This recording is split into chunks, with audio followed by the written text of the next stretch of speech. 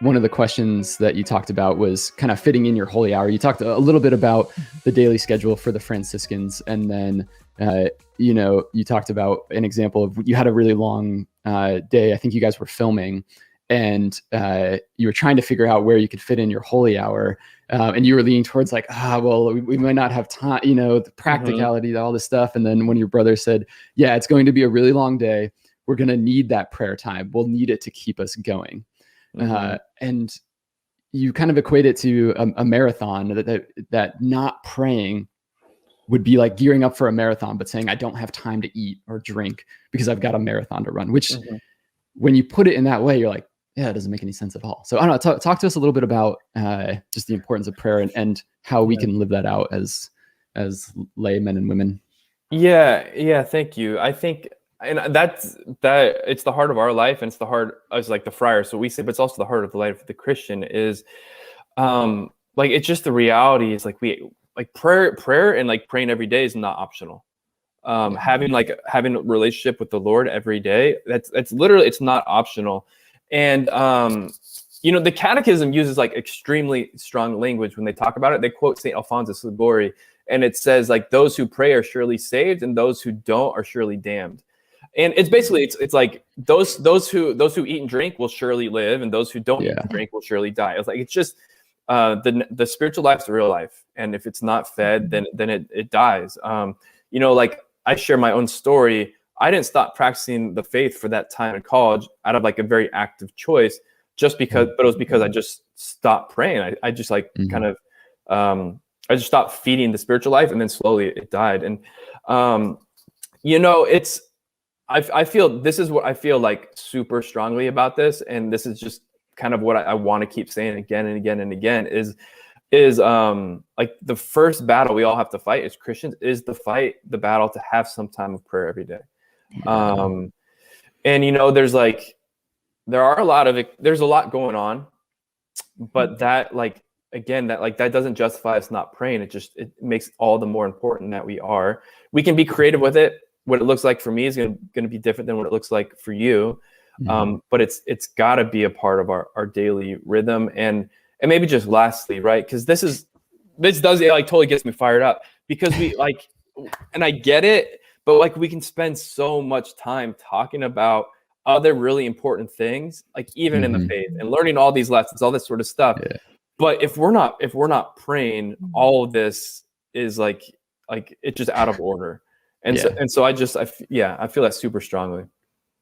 I think the idea that this is where our foundation is going to be, that this is what matters above all else, is so important to keep coming back to. And so I do appreciate that is the first chapter. And this idea that so you talked a little bit about, like, I bet you'd be surprised how much time you had to pray. Yeah, I love that. And the like ways that we can sanctify different time periods. So like our day, our week, our month, and our year. Can you expand a little bit about how we could practically do that? Yeah. And again, it's ideally, this is something that like you could work out with somebody one-on-one, but, and then there's always the curveball. The curveball is the parent who has children who are like waking up at unscheduled hours, right? Like that is the curveball, right? Exactly. And so I say that like, cause that is a thing. And there is a season of learning to pray as a parent, which is like, it's of kind of young children. That's different than kind of other parts of our life, which is part of why it's so important for us to pray before that happens, so that we kind of have a foundation. But I think, if you look, and this is like, again, this is like a working hypothesis that I'm pretty strong about, is like, if you look at religious and like monks, and I choose them because these are people who have received a patrimony that in some cases is like 1,700 years old, who are like all in all the time, in sort of like experts of spirituality and humanity across generations, across centuries, across cultures. Like if they all have something in common, I would pay attention to it.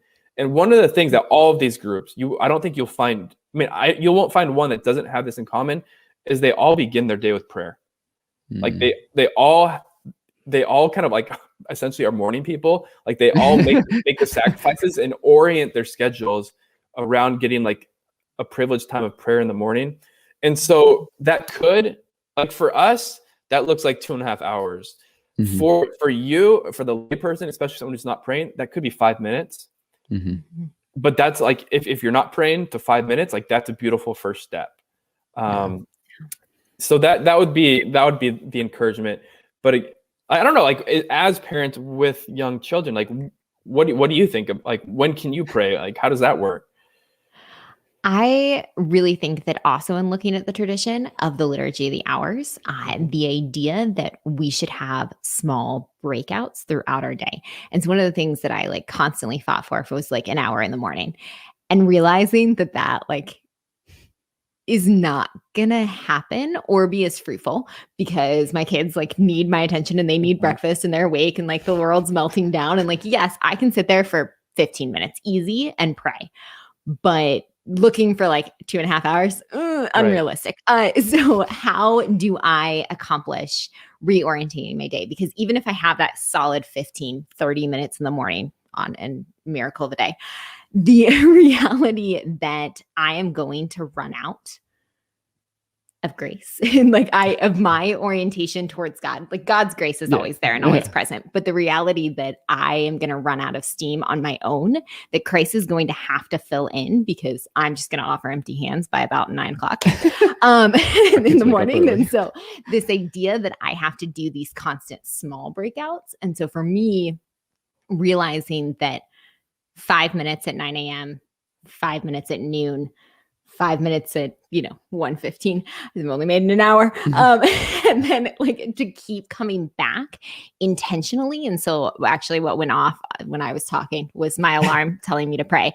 And so I was like, phone alarm going off, because it's a constant like, hey, I need something concrete to pull me back in. Mm-hmm. Ideally, my interior life is to a point where it's growing that I can maybe turn every little thing into a prayer, but those intentional blocks also being spread out. Yeah. And you talk to, I love the imagery of how would someone know that you're Catholic? We've talked about with our Bible studies, like if someone were to watch your day for 24 hours, would they know that you're a Christian, that you're a Catholic, that your life has been radically changed by Christ? Or does it look the same as your neighbors that, who don't believe in God? Especially if it was like a Monday.